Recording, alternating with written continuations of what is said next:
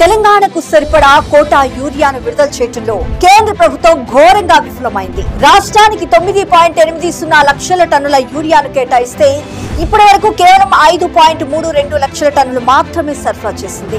ఇంకా 2.69 లక్షల టన్నుల లోటు కనపడుతోంది. దీంతో తెలంగాణ రైతులు నేడు యూరియా కోసం తీవ్ర ఇబ్బందులు పడుతున్నారు. కేంద్రం ఎరువులు సకాలంలో సరఫరా చేయకపోవడం వల్లే రాష్ట్రంలో ఎరువుల కొరత వచ్చిందని తెలిసినా ప్రతిపక్ష బీఆర్ఎస్ పార్టీ మాత్రం తెలంగాణ కాంగ్రెస్ సర్కార్ పై విమర్శలు చేస్తోంది. తెలంగాణలో ఉత్పత్తి అయ్యే యూరియాలో 50% వాటా ఈ రాష్ట్రానికే ఇవ్వాల్సి ఉన్నా కేంద్రం ఇప్పటి వరకు కేవలం 15% మాత్రమే ఇచ్చినా కేంద్రాన్ని బీఆర్ఎస్ ఎంత మాత్రమూ ప్రశ్నించదు. బీజేపీతో కుమ్మక్కై యూరియా కొరత పాపాన్ని తెలంగాణ కాంగ్రెస్ సర్కార్ కి అంటగట్టేందుకు గులాబీ పార్టీ గూడుపుటాని చేస్తుంది. తెలంగాణకు రావాల్సిన యూరియాను వెంటనే పంపించాలని ఒత్తిడి తేకుండా ఇటు పార్లమెంట్ లోనూ బీఆర్ఎస్ ఎంపీలు సప్పుడు చేయకుండా తెలంగాణ రైతాంగానికి తీరని